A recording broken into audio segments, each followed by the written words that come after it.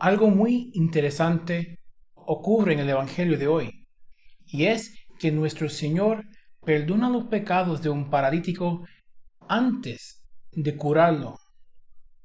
Nos podemos preguntar, ¿por qué? ¿Por qué Jesús perdona los pecados antes de curarlo? Ahora, algunos dicen que Jesús está poniendo una trampa para los escribas.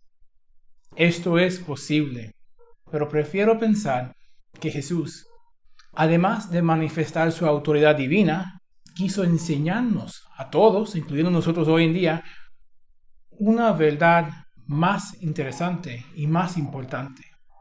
Nuestro Señor nos está enseñando que el parálisis espiritual causado por el pecado es más apremiante o más urgente que el parálisis físico. Cuando caemos en un pecado mortal, nos separamos de Dios, de la fuente o el origen de la energía espiritual. Es como que se nos acabara la gasolina en el carro y nos quedamos estancados, paralizados. Y como la vida espiritual es una inclinación constantemente subiendo a la cumbre, que es la unidad con nuestro Dios, si no estamos moviéndonos hacia esa cumbre, vamos a retroceder. Y entonces empezamos a perder fe y esperanza, porque realizamos que nosotros mismos, con nuestro propio poder, no podemos seguir subiendo hacia esa cumbre, hacia esa unión con Dios. Y aquí tenemos que pausar un momento y leer ese versículo maravilloso donde nuestro Señor le perdona los pecados. En esto le presentaron un paralítico, acostado en una camilla. Viendo la fe que tenían los amigos del paralítico que le trajeron hacia el Señor, viendo la fe que tenían, dijo al paralítico: «Ánimo, hijo, tus pecados te son perdonados».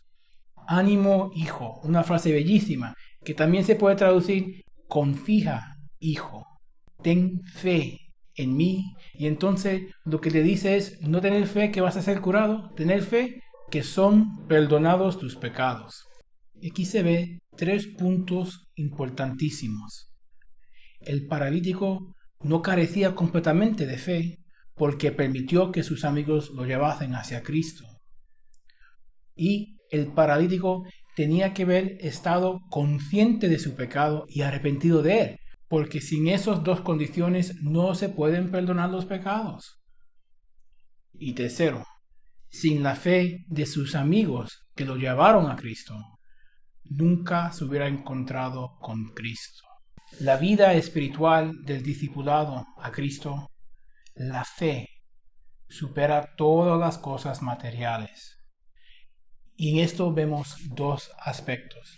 No solamente en cómo nosotros nos encontramos con el Señor y nos acercamos a Él para pedirle perdón o para pedirle las gracias que necesitamos para seguir en el camino, como el paralítico tuvo que hacerlo, pero también cómo necesitamos la ayuda de amigos. Y eso quiere decir cómo tenemos que ser amigos, cómo tenemos que presentarle a la gente a Cristo antes que todo, antes de las necesidades materiales, sino tenemos que enseñarles que hay que confiar en Cristo primero, porque si no confiamos en Cristo, todas las cosas materiales que tenemos no nos va a dejar salir del parálisis espiritual, no nos va a dejar avanzar en el camino hacia esa unión con Dios. Tenemos que confiar tanto en el Señor que no importa nuestros pecados, porque vamos a acercarnos a Él para pedirle perdón, vamos a acercarnos a Él arrepentido, y tenemos que confiar de tal modo que no tenemos vergüenza de llevar otros hacia Él.